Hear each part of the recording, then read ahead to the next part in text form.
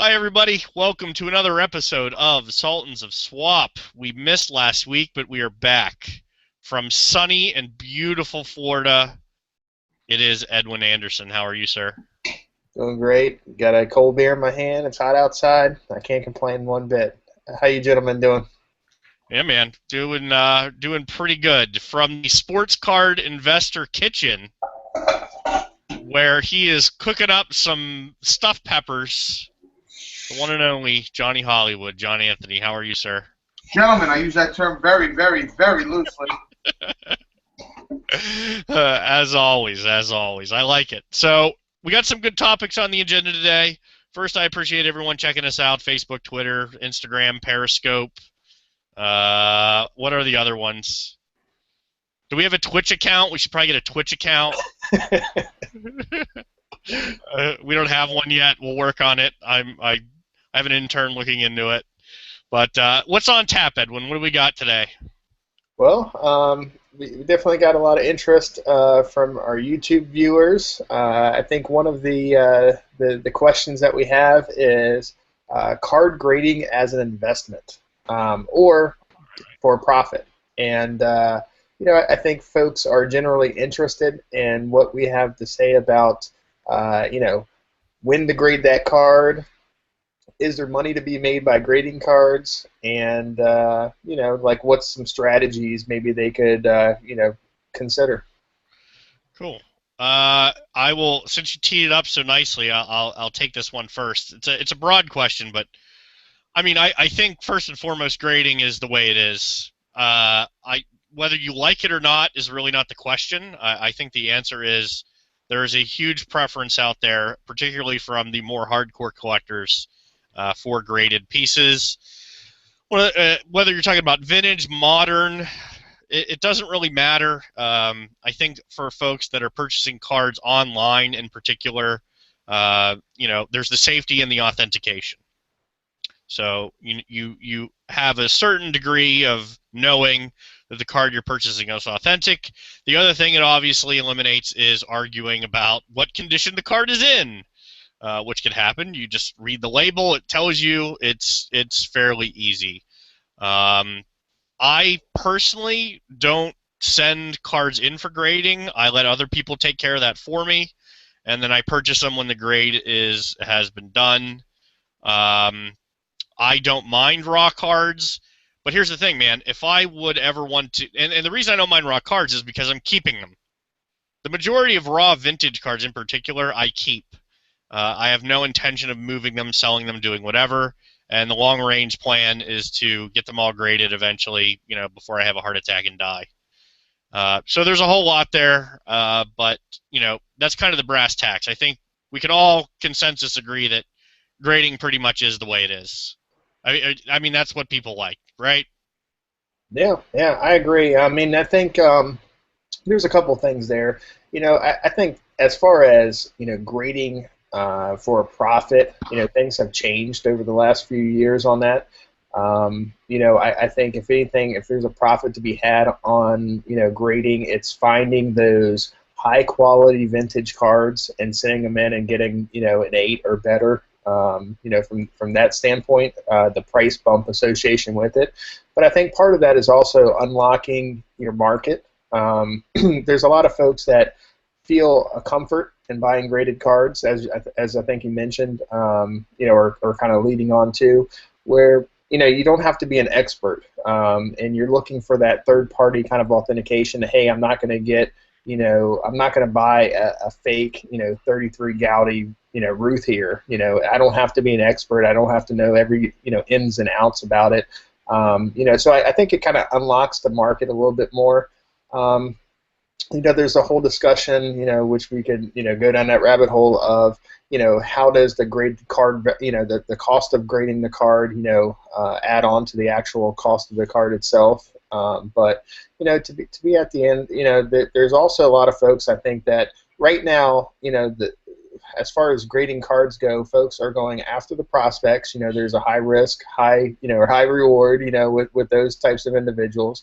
They're looking for low populations, and or they're trying to find undergraded cards and then cross them over, for the right, grading company, so to speak. But John, I know you have quite a bit of experience in this in the past. What's your take?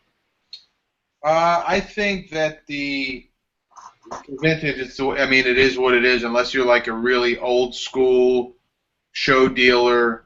Everyone grades vintage cards. It does no good for the seller in particular to not have their stuff graded. Like Brian said, it eliminates any price quibbling. It just is what it is, and you have the ability to make more money selling something graded. As far as modern stuff, that used to be the biggest part of my business, was buying, grading, flipping. Buying, grading, flipping.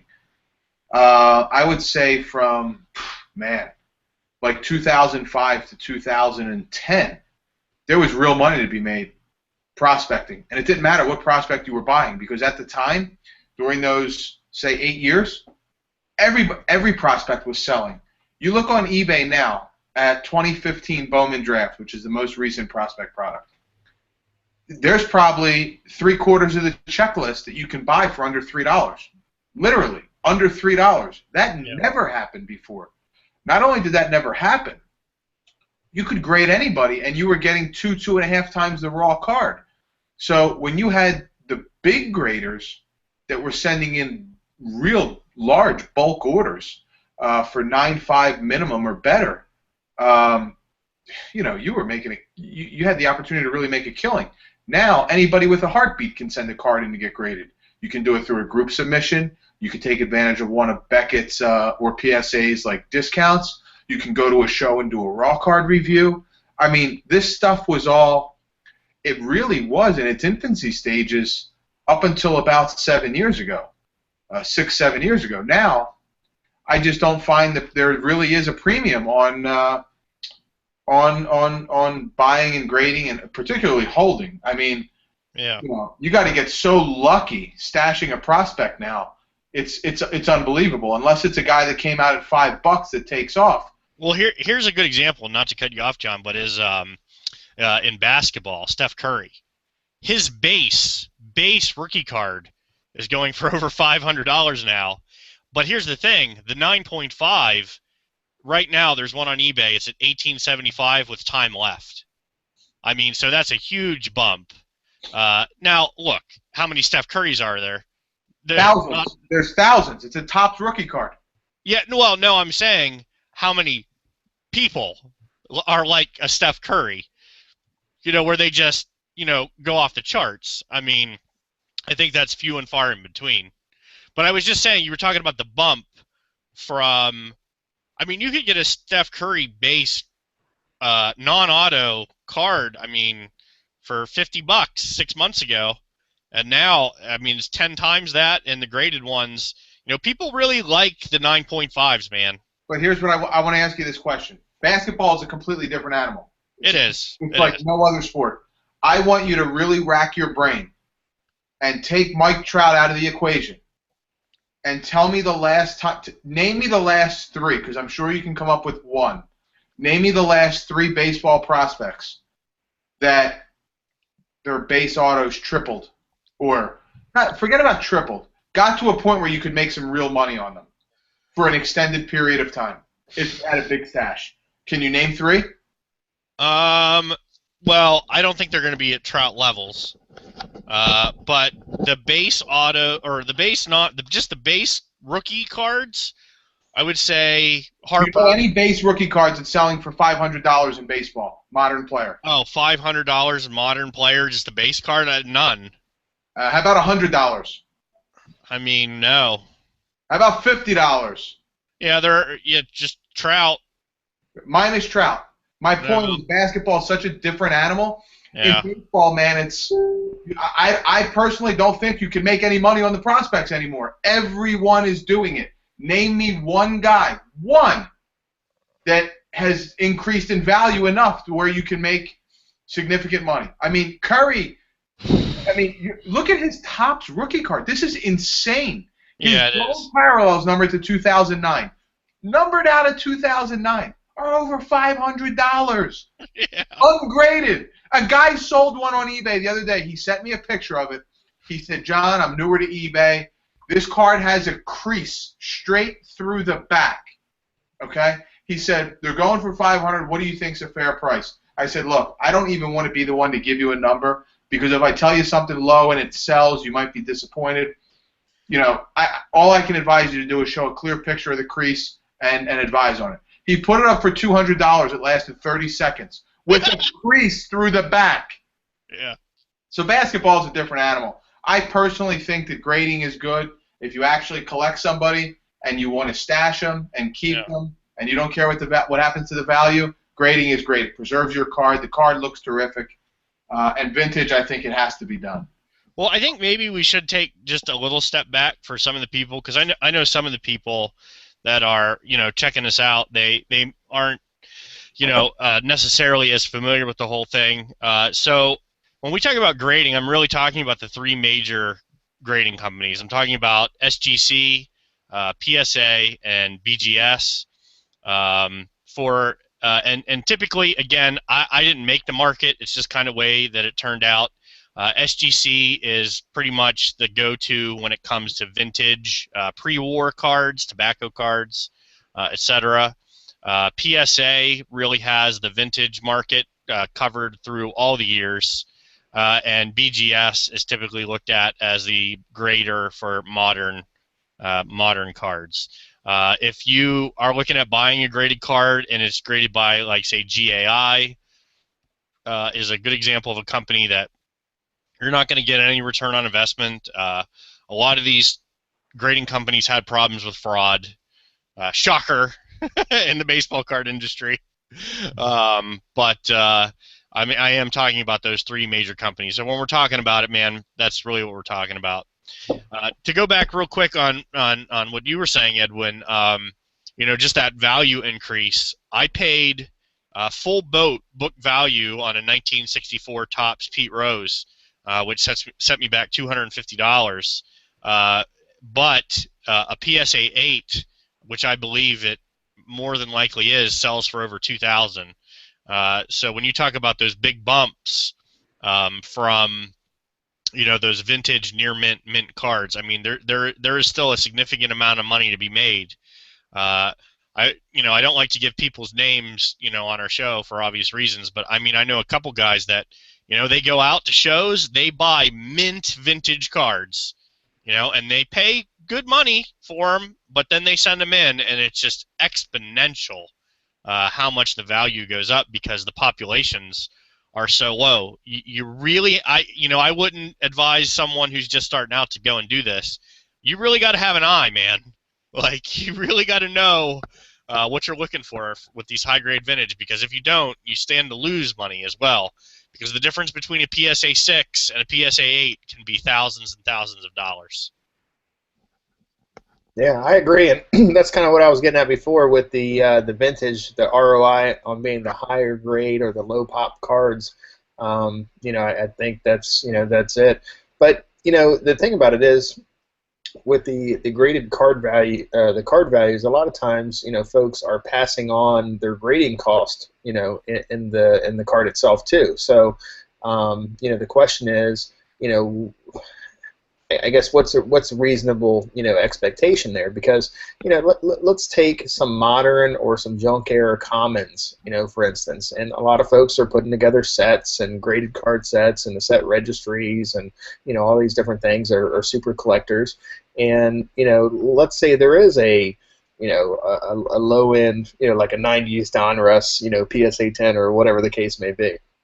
Well, for the common person to take a card like that and send it in to PSA, they could spend, $25-$30, just in taking that card, shipping it, getting it back, paying the graded fee. Does that mean that card's automatically worth $30? No. Exactly. So, $10. Like you said, you got to kind of have an eye, for the right stuff to submit like that, and knowing what you're looking for, or focusing down like into like a certain subset of cards or a certain player or a certain type of cards, I think is probably where folks kind of are going to be able to make the most most return on their investment. If they're thinking about trying to do this nowadays. There is something to it. I mean, it's like anything else. You're just paring down the numbers. John knows I had a 2001 Donruss Elite Barry Bonds Passing the Torch, and Passing the Torch was a very, very popular set. But because of the way that the cards were made, they had a lot of surface issues. And one of the reasons I was able to command a premium for the card were there were only 3 9.5s out of 100. And people want, like anybody, they want the best. And when they do, how do you know that a raw card you're going to get? Now, I mean, I wouldn't have got half of what I got for that card. Maybe less than half if it hadn't have been a 9.5. So I think there are certain cards that are definitely worth grading. John and I actually talked off air before about the high tech autos from baseball or football. It really doesn't matter. I mean, those are coming back 10s and 9.5s, and you're seeing about a 50% increase from the raw card value to the 9.5 value. So if you have someone like Ryan or Ripken or Reggie Jackson, I mean, it doesn't have to be a crazy autograph. Those guys are kind of middle of the road. No offense to Ripken. But they're not going for hundreds and thousands. They're really they're in the $50 to $80 to $100 range for the high tech autos. But they're coming back and they're commanding a premium. So I think high tech is a great product to grade. I even though personally I may think it's really silly because I mean a high tech is always coming back at 9.5 or 10. They're getting the price, so you can make a profit on those cards. Cards where you're really going to have a hard time are obvious. They're going to be like 5-star, Museum, Strata. Your 130 to 180 point cards that come in those packs. I mean, they're going to get edge wear. They're going to have surface issues. So not every card that comes fresh out of a pack, and this might sound obvious, is going to come back at 9.5 or 10. So you kind of got to be careful when you set in. You really got to inspect them and make sure. I've heard John say a few times during his breaks, I don't know if I would send this in because, it came out of the pack with some damage. And, so I don't know. It can be tricky, but I think there are some obvious brands where, Bowman Chrome, I already mentioned High Tech, where I think they're automatic. They should go in. If you have any want or desire to sell them, I would send them in. Brian, that was probably that might have been your best segment since we've been on here, in my opinion. Oh, good. All right. Wow, cool. Well, and here's why I say that. So you said something incredibly obvious, but it's not incredibly obvious to a lot of people. Those high-tech autos are coming back 9.5s and 10s. Unless the grader woke up on the wrong side of the bed. It is impossible to have edge issues. It's impossible. Right. They're razor sharp. There's no centering. So, I mean, what kind of grade? I mean, my issue with grading is that there's no standard. There's no like definitive standard in the sense of high-tech cards have no border. So should that automatically be a 10 centering? Why would some be a 9.5 and some be a 10? The edges, it's impossible to have creases or bends or anything like that because of the card stock. So is that a guaranteed 9.5 or 10 on that subgrade? My point is, as price sensitive as people are, and as with the mentality that everybody's a dealer and I need to buy to resell, what am I missing here, guys? That these high tech cards are selling for a premium. It's like it's almost a guaranteed BTS 9.5 or 10. So why are people paying huge premiums for them? I don't know. I'll tell you what, I might pay a premium to not send a card in myself. That's the only thing I can really think of, is that by the time I box up a card, I ship it, it delivers, they grade it, it ships back to me. I mean, sometimes, man, that can be a month of time. Plus, the other side of it is I don't know what grade I'm going to get. Maybe I have that one high-tech auto that comes back a 9 with a 10 autograph, and then what? I spent a month of my time, I spent 15 of my dollars, and I didn't get the grade I want. I mean, sometimes I feel with a lot of these cards, if you send a card out and it comes back a 9, it's worthless. I mean, it's not worthless, but it feels worthless, man. Like, there are 9 grade 10 autos of really good cards, really good players, people don't want them. Because instead of spending $90 or $100 on that card, they'd rather pay $150 for the 9.5 just to get that gold label on there. So, if to answer the question, I mean that's what I think a lot of the reason is. Yeah, I couldn't agree more. I mean, I got a huge graded card collection, and a lot of times it's easier to let somebody else, go through the legwork for you, um, and the hassle, and just cherry pick from what you want. I mean, sometimes you'll get cards, cheaper than what it costs to get them graded yourself. Right. I mean, to buy a PSA 10 Ripken card for like $3-4, it is what it is. But then, I think reasonably a lot of folks do look at them when they're bidding on eBay or whatever the case may be, and there's a tolerance there as well. They understand that, hey, it costs this person a certain amount of money to grade the card, but I'm going to get a card that's already graded, that's in the grade that I want, that's not going to get damaged. It's already preserved and encapsulated. I think there's a lot of value add in that. But, does that mean that every single card you're going to be able to pass your grading costs off to the customer? No, because there's a lot of folks out there that just don't care. They don't care if your card's graded or not. They're going to offer you the same price, regardless. Right.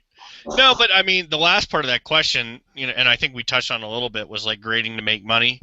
I mean, absolutely. There's no doubt in my mind that, ripping, grading, flipping, you can make a profit. There's also no doubt in my mind, particularly in the vintage, I think you're insane to sell a raw vintage card, especially a nice one. Now, if the card has some edge issues, if it's got, a minor ding here or there, it's off-center, Godspeed. You're not going to make a lot on that grading anyway. But, man, if you have some really nice, high-quality vintage, particularly from the 50s and 60s, and also particularly of the rookie cards, to not get them graded, you're out of your mind. I mean, look at any of the Hall of Famers. I mean, Clemente is the one that jumps out at me. You could buy a really nice raw Roberto Clemente for, $800 to $1,000, up to about $2,000 if it was really nice. I mean, god damn, if that card comes back at 8, it's $30,000. I mean, or more. Why would you leave any money on the table? My brain can't conceive of that. So Well, I'll tell you what, I love the guys that do. I was going to say, I think it can also work against you too. I mean, right? If you put the card in and it comes back at a lower grade than expected, then sometimes if you have that 7 OC or that 7, or even a lower grade card that just looks really well, you see those cards, you're like, how the hell did that get that grade? And it appears undergraded and it just has some great eye appeal. Sometimes it is better. I think that the card will get more, at auction or selling online, to have it raw, because I think it depends on what it is, man. Yeah, I mean, but you get those really people that look at it and they go, wow, maybe I can send that in for the 8 or for the 9 or whatever the case may be. So I don't know. I mean, I think it can work against you too, like you said. One thing you said there that I think is key to point out is, if you submit to PSA, for God's sake, no qualifiers. I mean, a qualifier on a card, I don't care if it's a Gem Mint 10 with PD. No one, very few people are going to want to buy it. I mean, they're just not. And the OC, for my personal taste, that is the mark of death. I don't own a tremendous amount, Edwin. I mean, you probably own 50 times more graded cards than I do. I maybe have like 100 of them. None of them have qualifiers because it hurts my soul. I don't either. I mean, out of all the cards I have, it really kills your resale value and your customer interest. But now there's going to be that one guy out there that goes, I don't care, I love OC cards, whatever. But I love those guys, by the way. There's nothing wrong with that, right? Send me your hate mail. But regardless of that, the vast majority, like you said, have that same standpoint. I mean, they just don't want a qualifier. I mean, and the thing about it is there's too many cards out there without qualifiers too. You know what I mean? So why get a qualifier versus it is what it is. Yeah, So. I mean, I was telling a guy the other day, basically, a PSA 7 OC is worth less because they always say 2 grades, but it is, like, you can look up the prices. It's worth less than a PSA 5. I mean, it's just not as desirable. Yep. Johnny, you got something to add here, man? Yeah, I mean, you guys are talking about the vintage and this and that, and I agree. I mean, it's a no-brainer. But for modern stuff, you guys know I open a lot of stuff. I'm pretty well in tune with the modern market. I don't find it worthwhile grading anymore, modern stuff, unless it's something you're going to keep. Because, look, if it's a one-off thing or you've accumulated a whole bunch of stuff and you like to see it graded, sure, absolutely. But the days of buying and grading and flipping prospects are over. Look, just numbers don't lie. People do. My favorite saying. Look at the Bowman draft stuff. The only place this is really different is in the Raz community. Okay? That's the only thing that has changed the buying and grading. I challenge you to pull up 2015 Bowman draft, and I'm telling you right now, my hands to God, I did not do this before the show. Look at the guy from the Red Sox, the guy from the Yankees, Swanson. If you exclude Swanson, if you take into account, okay, the grading fees, the eBay fees, the PayPal fees, what is your net? And don't forget, it's not like you're going to have a 100% 9.5 rate. You might not even have a 60% 9.5 rate. So at that point, it becomes a law of diminishing returns. And I think this is much more of a buyer's market than it is a seller's market in the modern grading world. My personal opinion. Yeah, I mean, I don't totally disagree as it affects this year's draft class. But I know when I go to look for, the All-Star Chrome rookie cards, the guys that have actually panned out, there's a bit of a premium for the 9.5s over the ungraded. Like, my PC guy, McCutcheon, his 2005 Topps Chrome Auto Raw, it's probably like in the 120 to 140 range, and the 9.5s are about double that. So, there's a bit of a premium with those. He's one of the 10 best players in baseball. No. I know. What I'm saying is I still think there are particular players and particular cards that if you have them raw, there might be the potential to bump those prices. I don't disagree with you. My whole point is that with current prospects, I just don't see I don't see how there can be enough. Look, I'm looking at McCutcheon stuff right now, okay? It's not even a double on one of the 10 best players in baseball, okay? It's consistently under a double, okay? So my point is, do you know what kind of strike rate you have to 9.5? Yeah. It's incredible. And a card like that? That's a difficult card, actually, because it scratches very easily. Took the words out of my mouth. That's a really tough card. There's scratches. There's centering. There's, oh my God! It doesn't even have to be scratches. It could be a pinhole. How about the pinholes? Yeah. I just don't. I think it's way too difficult to buy, grade, and flip. You're right. On all-star caliber players, the Kershaws, the Goldschmidts, the Stantons, et cetera, et cetera. Yeah. On the 20 best players in Major League Baseball, yeah, you're right. But I'm talking more on the guys that are, Bowman draft, Bowman Chrome, Bowman, what everyone used to die for. I mean, do you know how popular those products used to be, and still are? I mean, yeah, they're still pretty popular. They're like, people will dive into them and rip and rip and rip. I just don't think right now in today's market, I think it's an incredible buyer's market. I don't think that the risk is worth the reward to try to buy, grade, and flip current prospects. If you have a stack of Kershaw autos from 05, of course.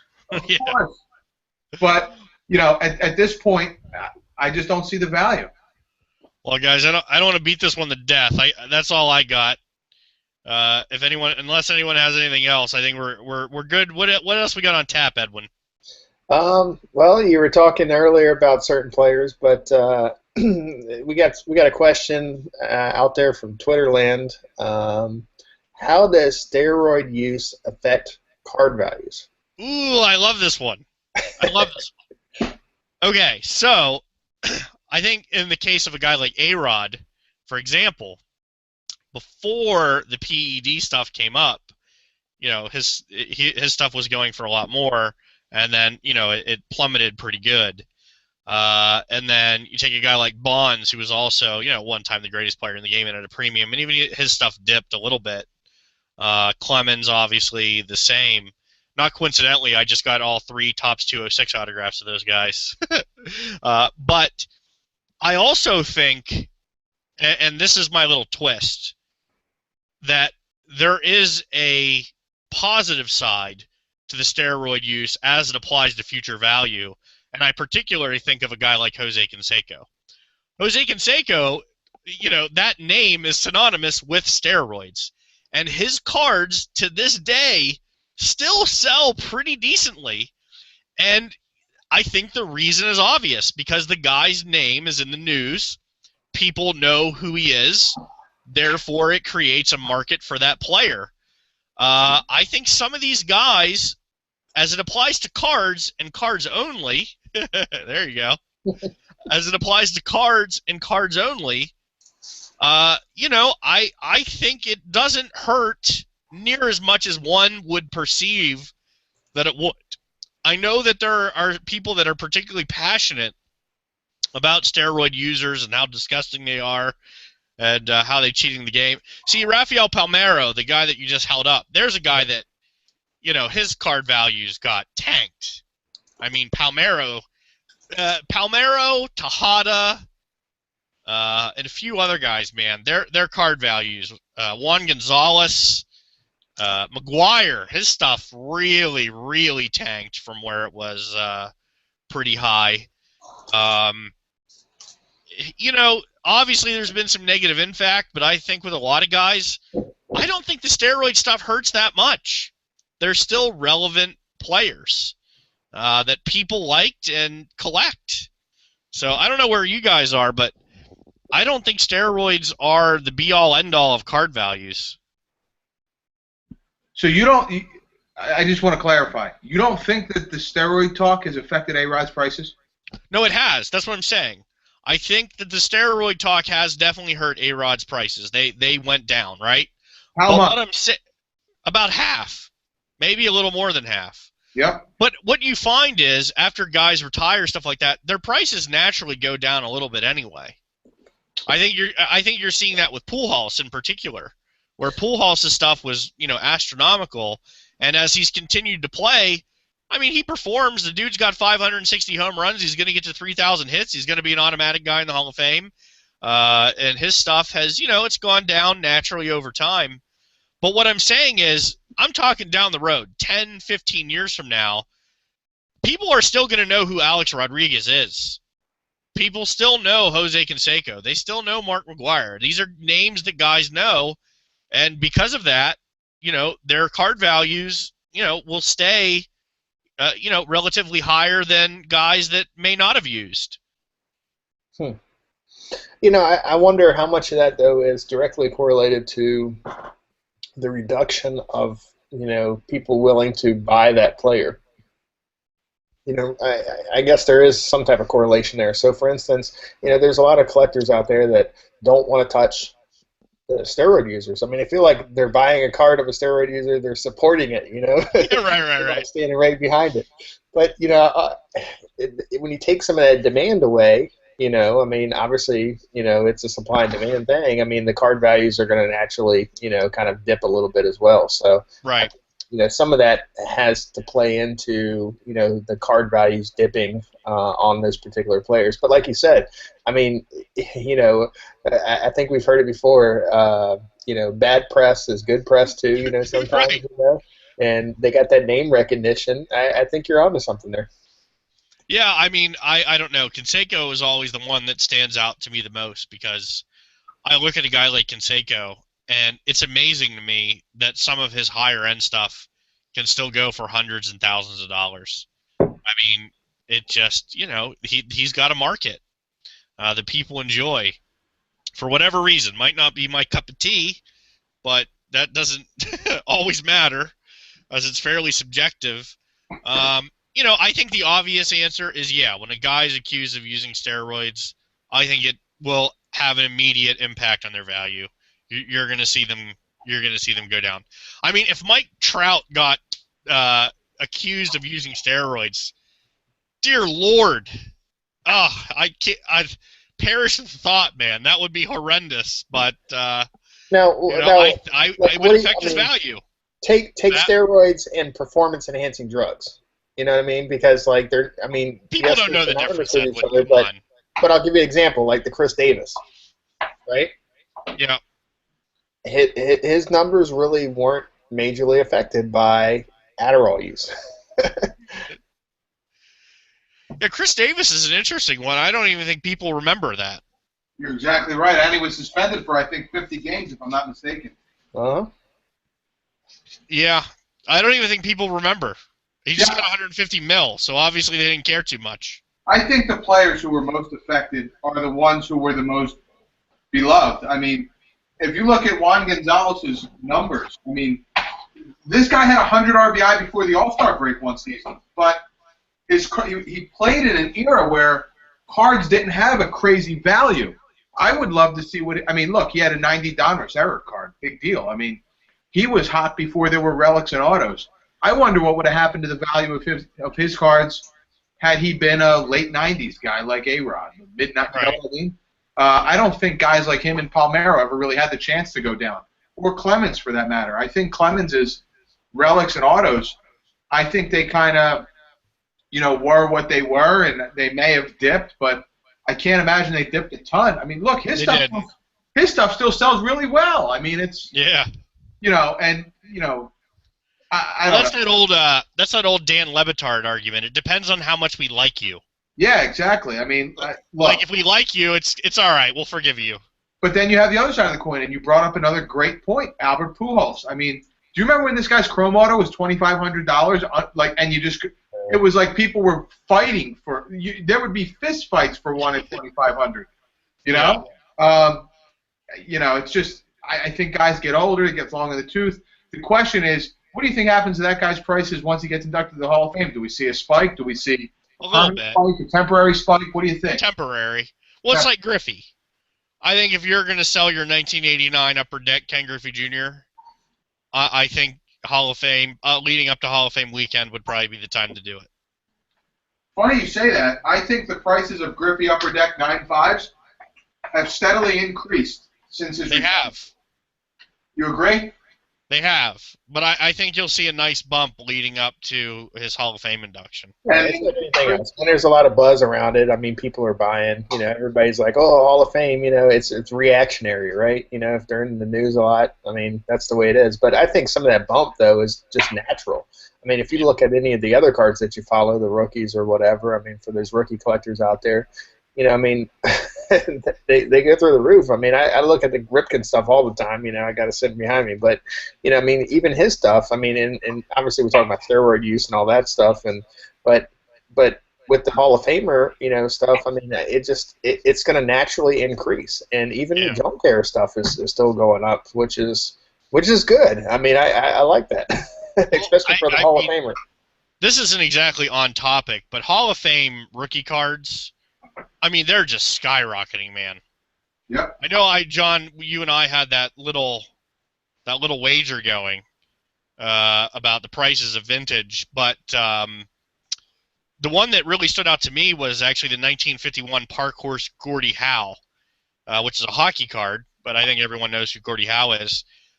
I mean, for years that card was pretty steady between like $1,000 and $1,400. It's starting to creep into the $3,000 range for like a PSA 4. It's unbelievable. I mean, and his premium stuff, I mean, is just going through the roof. It happened with Clemente. It's happening with Mantle. Dude, these Hall of Fame rookie cards, I mean, I don't know what's going on out there because it's not my world, but there are a lot of people with more money than me that are really paying a premium. I How think long does that? How long does that continue, though? I don't know. I mean, I don't know. And what made me think of it was there's an Ozzie Smith PSA 10 rookie card, 1979 tops, very very difficult condition card, and the last sale was in 2012 for $21,000. There's one on eBay right now for 75, and I bet you it'll get damn close to that 75,000, man. There's only four. There's only four in existence of Ozzie Smith. I mean, they keep going up. It's unbelievable. What's really amazing is you have a very specific market for that card. I mean, how many people can afford that card? So the question becomes, if one or two or three of these guys pass away or whatever, I mean, what happens to that market? I don't know. Yeah. I don't know, man, but I just think it's funny. I mean, this kind of goes back to the grading, and I know we got off the steroid topic a little bit, but I mean, God bless you. If you got 50 1979 Ozzie Smith rookie cards, if you can get a couple nines out of there, you're doing pretty damn good. I mean, you can pick up Ozzie Smith rookie cards for what, $40? You know, somewhere around there. So, I mean, there's money to be made, man. Because that high-end vintage Hall of Fame market is, I mean, God, it is crazy right now. Like I said, not my world, obviously. I mean, I can't even touch that stuff. But yeah, I don't disagree with you. I don't know how long it can continue. I mean, as these guys that are in their the wealthiest part of their life, what happens when they pass on? I mean, I don't know. I mean, again, I'm talking out my ass a little here. But I think for things like that, particularly like the PSA 8 and up 1952 Mantles, I mean, I think people really look at them as investments. Like, I mean, they're holding it like they would hold a stock. I mean, really. I mean, if you think about it, what was a PSA 8 Mantle 10 years ago? I mean, it was still a lot. It was like 50, 60,000. I mean, it's a better investment than the stock market, to be honest with you. Yeah, but I mean, I'm saying it's 500,000 plus right now. Mm-hmm. And if you would have bought it 10 years ago, I mean, dude, 10 times your investment, that's better than Google. Right? Well, not quite. But I mean, still, you get my point. I mean, it still is. I mean, I think you're onto something. I mean, a lot of folks are looking for alternative methods to invest, and, they look at their 401k or, whatever they have, and they're going, wow, this shit's not making money. Well, cards are, why don't I just dump my money into cards? As an investment for the future. Well, at that level, I think we should be very clear that there is a fine line between high-grade vintage rookie card Hall of Famers and Dansby Swanson.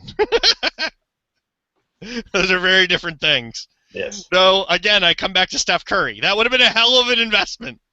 If you could have got in on the ground floor. Somewhere there's a kid in California who just loves Steph Curry, who decided to buy all of his cards. And he bought him at the time he was like probably 12 years old. He's 18, getting ready to go off to college. I want to tell that young man, sell it now, my friend. Take those cards, get your 9.5s, get $2,000 a piece, enjoy Stanford because you made a great investment. All right, guys, I hate to cut you short. I appreciate the time. Great episode. Thank you so much. See you, man. And stuffed peppers, right? Yeah, stuffed peppers. They're calling. How are they coming along? Well, they're okay, but I've got a kid in here who's kicking and screaming and calling Dad that Jess is trying to contain. So. All right, container. I'll see you tonight, man. Enjoy the breaks. All right, John. So, well, we went too long, but for John there, I know he wanted to talk about what was coming out next. Yeah. But it was Heritage. Heritage is hot right now. Right now. What do you want to talk about next was probably, I know museum. I mean, I'm just going to go ahead and throw the plug out there. Museum's When's it go? When's the museum go, dude? At the end of this month. So, all right. If everything goes according to plan. What's that? You pre-ordered it. Yeah, I pre-ordered a couple boxes, so I should. You know what we could do if you're up to it. Now, You obviously you put your money into it, so you do whatever you want. But maybe we could do like a break show. Like Well, a I mean, Sultans swap where you break the museum. I don't, dude. You put a lot of money into it. If you want to enjoy it, by yourself, I completely understand. But that might be interesting. if people are willing to watch me open cards, I mean, I don't have the entertainment value that John does, that's for sure. No, But dude. But here's the thing. I love watching people bust stuff. It's like when you put a thing on Facebook, hey, I bought this box. How many W's show up? You're like 1,000 W's underneath there. Man, people love to watch stuff being busted. Very true. Very true. Selfishly, if no one else cares, I would like to see it. All right. Well, sure. we'll figure something out. I mean, I'll have to do a little hangout or something, and we can. Yeah, dude, just you tell me when. I assume they'll arrive in the mail around 4, and then you'll break them at 4:03.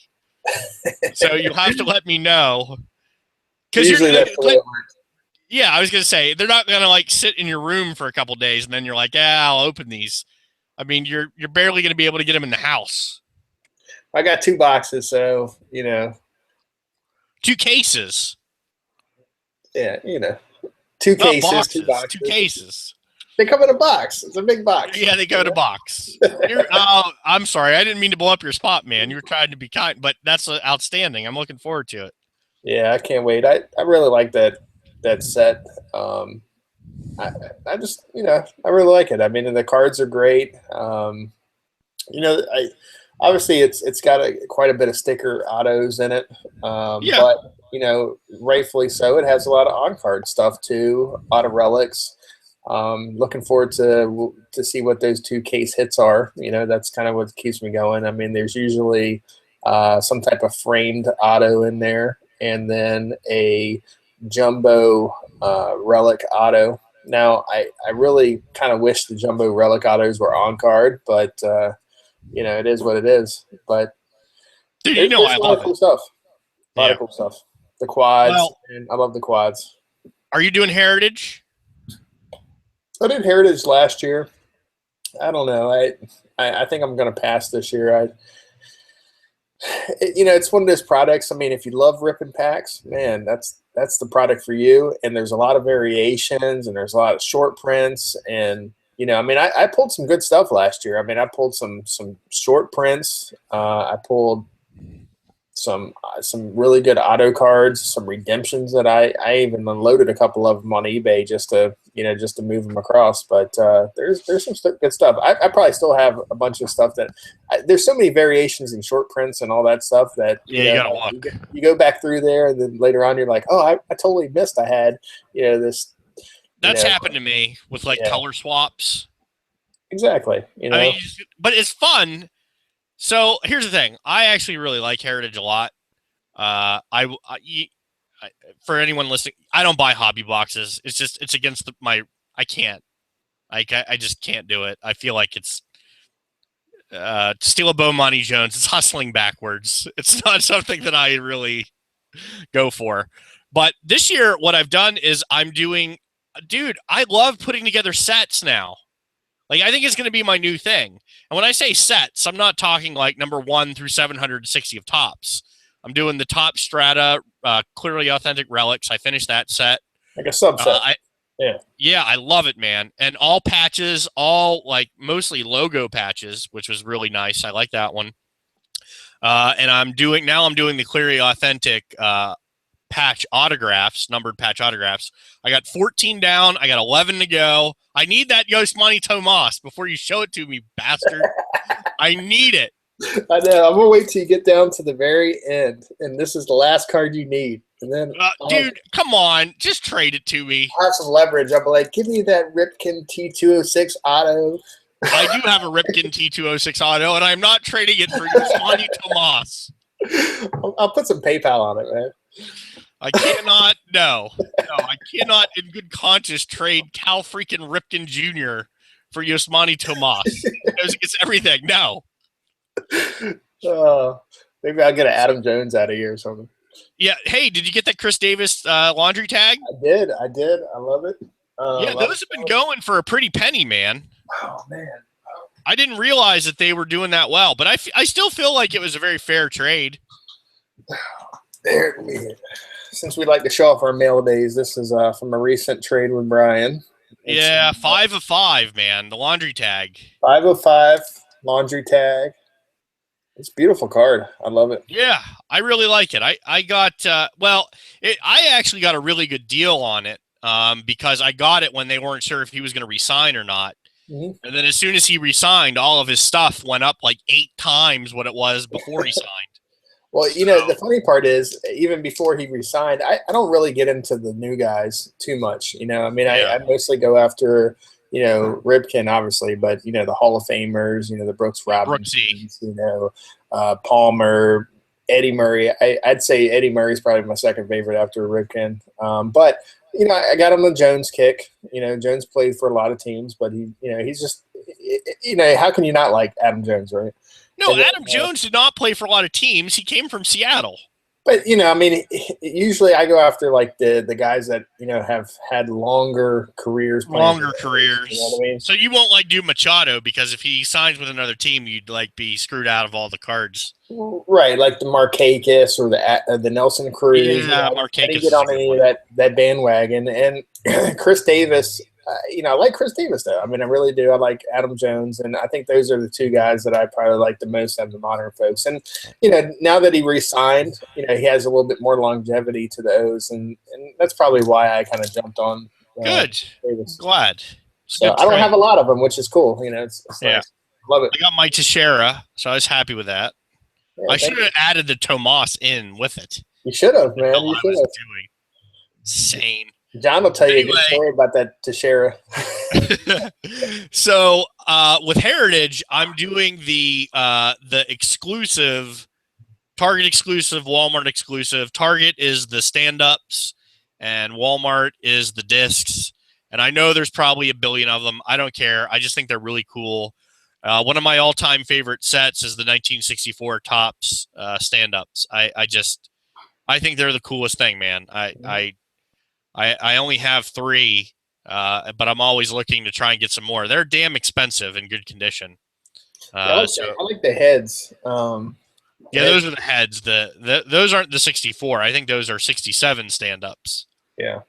With the big heads. I don't like those as much, but they I mean, in the Heritage this year, they have the heads. And yeah, they have, well, like I said, that's like the 67. I've always wanted a Ripken head, and of course they never made one. And I was disappointed that they didn't make like a throwback. Tired guys. I was tired.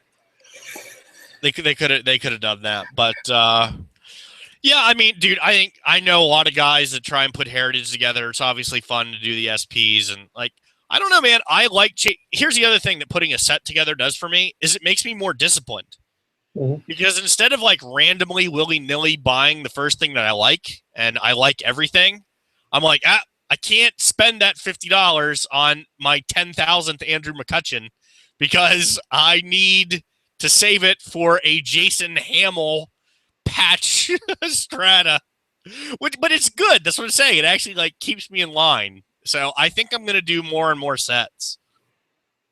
Yeah, they're fun to put together. I mean, I've only done a couple of them myself. You know, most of them are just like Ripken, like commemorative, you know, sets. But I think it's cool. It's like you're hunting for the set. You're setting up your eBay alerts. You're yeah. This is my next one. It's the 1999. I don't know if you can see it. Yes. But I love this set. The Epic Signatures. Mm-hmm. So I have Spawn, Feller, and Killebrew right now. The big one in there is Griffey, actually, believe it or not, in a Mariners uniform.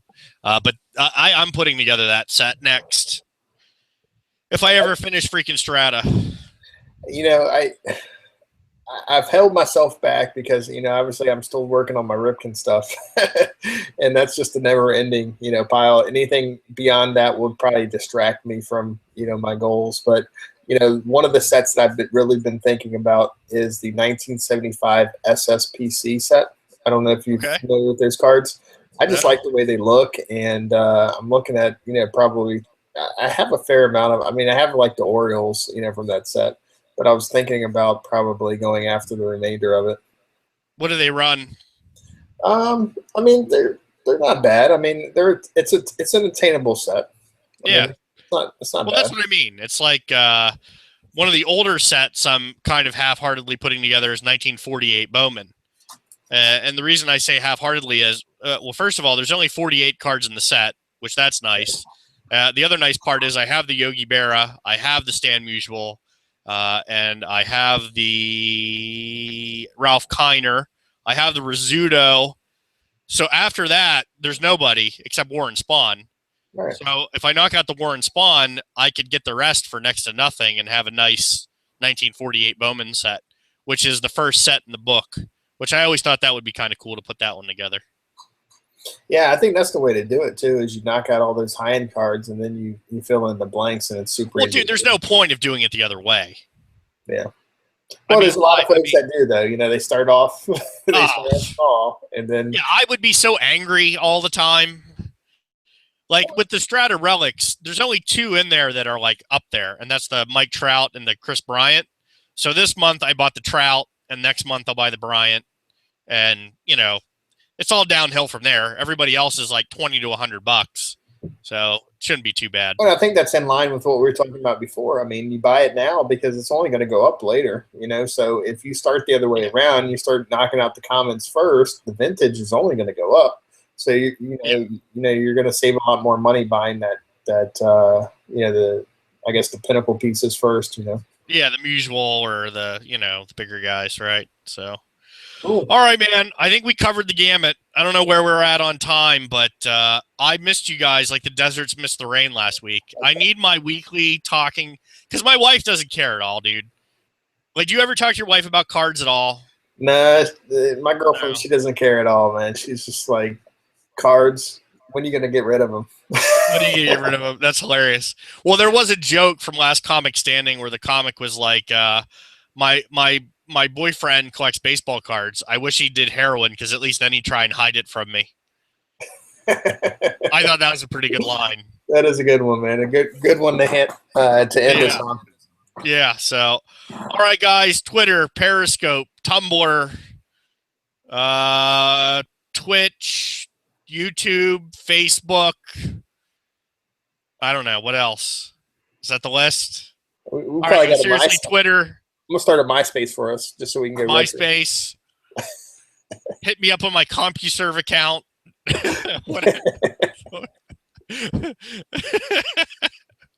All right, man. Be well, guys. Thanks for checking us out. Thanks, everyone.